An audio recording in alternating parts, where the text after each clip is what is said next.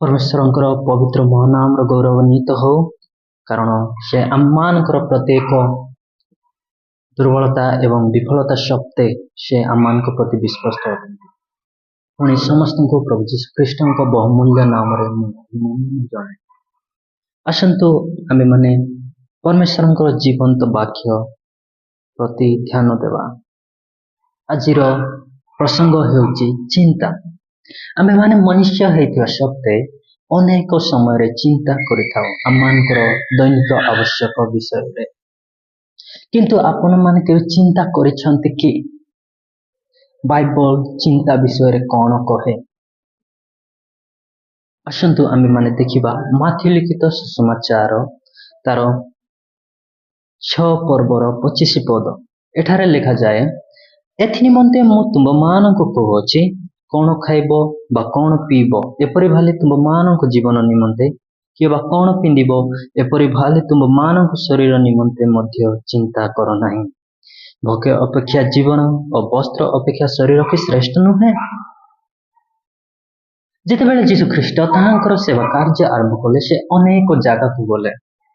आउ से स्वर्ग राज्यर सुसमाचार घोषणा करुथिले, पुणी अनेक लोकमान को सुस्थ करुथिले आउ अनेक आश्चर्य कर्म करुथिले आउ से आश्चर्य कर्म विषय देखि अनेक लोक तांकर पश्चात गमन करबा को लागिले। पुणी जेतेबेले जीशु ख्रीष्ट से बहुत संख्यक लोकन को देखुछंती से पर्वत ऊपर को जाए से तांकर शिष्य मान को शिक्षा देबा को लागिले आउ से झाड़पत्र विषय शिक्षा देले, पुणी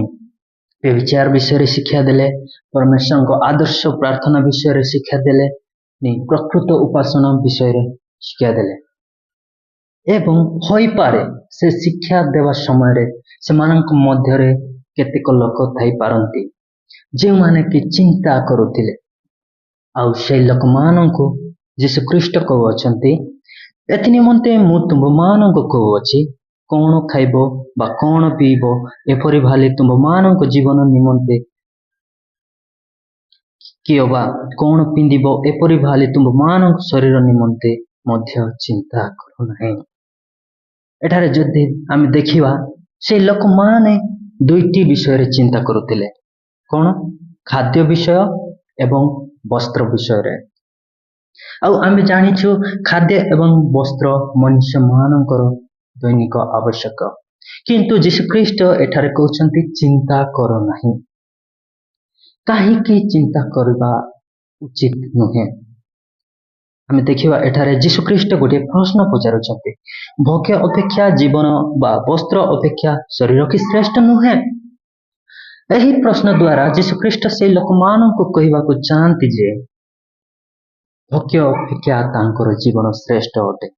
एवं वस्त्र अपेक्षा तांकर शरीर श्रेष्ठ अटे। जदि परमेश्वर समान को शरीर देइछंती से निश्चित वस्त्र देवे, जदि परमेश्वर समान को जीवन देइछंती से निश्चित समान को निमंते खाद्य जगेबे आउ तांकर दैनिक आवश्यक जगेबे। तेणु परे चिंता करिबा उचित नुहे।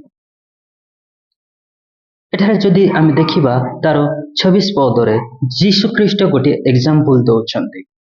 आकाशर पक्षी को देखो से माने बुणंती नहीं कि काटंती नहीं केवल अमार रे संचय करंती नहीं आउ तुम मान को स्वर्गस्थ पिता से मान को आहार दियंती, तुम माने कौन से मान को ठारो श्रेष्ठ नुह। एठारे जदि देखिबा परमेश्वर जीशु ख्रीष्ट गोटे चढ़ई उदाहरण देउछंती, से कहउछंती आकाशर पक्षी को देखो से माने बुणंती नहीं कि काटंती नहीं केवल अमार रे संचय करंती नहीं, तथापि तांकर स्वर्गस्थ पिता सेमानंको तांकर आहार जगाउछंती। आउ एठारे जीशु ख्रीष्ट प्रश्न पचारुछंती, तुम माने कौन सेमानंको ठारो श्रेष्ठ नुह। जदि आमे देखिबा आदि पुस्तक तार 1 रे परमेश्वर प्रत्येक विषय से तांकर शब्द द्वारा सृष्टि कला, किंतु जेतेबेले मनुष्य बारी आसे से मनुष्य को तांकर प्रतिमूर्ति रे सृष्टि कले आउ तांकर हस्त रे सृष्टि कले जदि परमेश्वर से पक्षी को जहाँकि तांको शब्द द्वारा सृष्टि होइछि तांको निमंते चिंता करूअछंती कौन मनुष्य निमंते चिंता करती नहीं कि एठारे जीशुख्रीष्ट प्रश्न पचारुछंती तुमे माने कौन तांको ठारू श्रेष्ठ नुहे कि यार अर्थ होउछि मनुष्य परमेश्वर मनुष्य को श्रेष्ठ मानती ଆଉ ଯଦି परमेश्वर से पक्षी मानक तांकर दैनिक आवश्यक जोगाउछंती ताहले मनुष्य मानक मध्य जोगेबे ଆଉ एथि निमंते जीशुख्रीष्ट से लोक मानक कहउछंती चिंता करो नहीं। तो मोर प्रिय भाई एवं भौणी आम माने मध्य अनेक समय चिंतित होइथाउ किंतु परमेश्वर वाक्य कहे चिंता करो नहीं कारण जेते बेले जन मनुष्य चिंता करूअछि से ता निज ऊपर डिपेंड करूछि परमेश्वर ऊपर नहीं किंतु जेते बेले आमे आमानकर प्रत्येक चिंतार भार ईश्वर ठारे पकाउछु तार अर्थ आमे परमेश्वर ठारे डिपेंड करिअछु आउ जेते बेले जीशुख्रीष्ट तांकर शिष्य मान को प्रार्थना सिखाउछंती से कहउछंती आज आमान को प्रयोजनीय आहार दियो तार अर्थ हेउछि आमे माने आमानकर प्रत्येक दैनिक आवश्यक पाई आमे परमेश्वर ठारे डिपेंड करबा उचित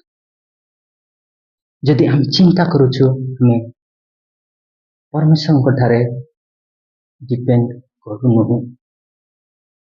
आउ एथि निमंते जीशुख्रीष्ट से लोकमान को कहउछंती चिंता करो नहीं मोर प्रिय भाई एवं भौणी आज से जीवंत वाक्य आमान को मध्य कहउछि चिंता करो नहीं कारण परमेश्वर जे कि आम मान को निमंते चिंता करबा परमेश्वर अटंती आउ तेणु आम चिंता करिवार उचित नुहे जदि आम देखिबा पितर तार 5 अध्याय 7 पद एठारे लिखा होछि तुम मानकर समस्त चिंतार भार ताहांक ऊपर पकाओ कारण से तुम मानक निमंते चिंता करती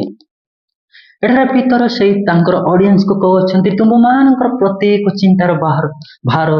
तांको ऊपर पकाओ काहे कि कारण से तुम मानक निमंते चिंता करूछ प्रेज द लॉर्ड आमानकर परमेश्वर आमानक निमंते चिंता करूछंती